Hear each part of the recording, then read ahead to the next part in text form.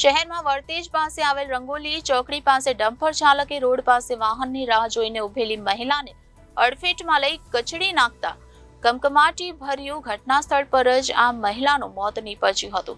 અકસ્માત સર્જીને ડમ્પર ચાલક વાહન છોડી ફરાર થઈ ગયો હતો.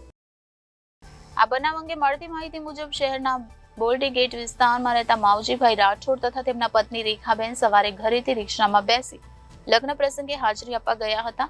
જ્યાં લગ્ન પતાવી પરત ઘરે આવી રહ્યા હતા તે વેળાએ રંગોલી ચોકડીએ વાહનની રાહે ઉભા હોય એ દરમિયાન કપચી ભરેલ ડમ્પર ટ્રક નંબર GJ09Z9525 ના ચાલકે ડમ્પર પૂર ઝડપે ચલાવી રોડ કાંઠે ઉભેલી રેખાબેનને અડફેટમાં લેતા આ મહિલા કચડાઈ જતા ઘટના સ્થળે કમકમાટી ભર્યું મોત નીપજ્યું હતું.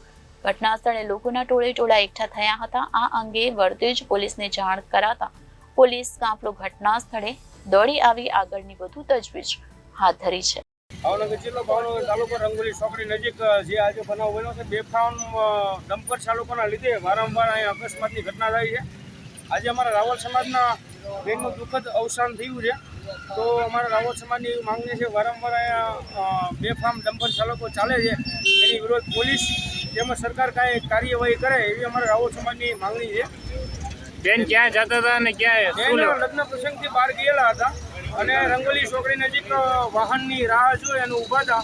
બેફામ ડમ્પર ચાલકે આવી બેનની માથે ડમ્પર ચડાવી અને દુઃખદ અવસાન બેનનું થયેલ છે. બેનનું શું નામ? રેખાબેન માવજીભાઈ રાઠોડ નામ છે, બોડી ગેટ વિસ્તાર ભાવનગર. કેમેરામેન રસુલભાઈ સાથે રિપોર્ટર ફિરોઝ મલિક, જનાદેશ ન્યૂઝ, ભાવનગર.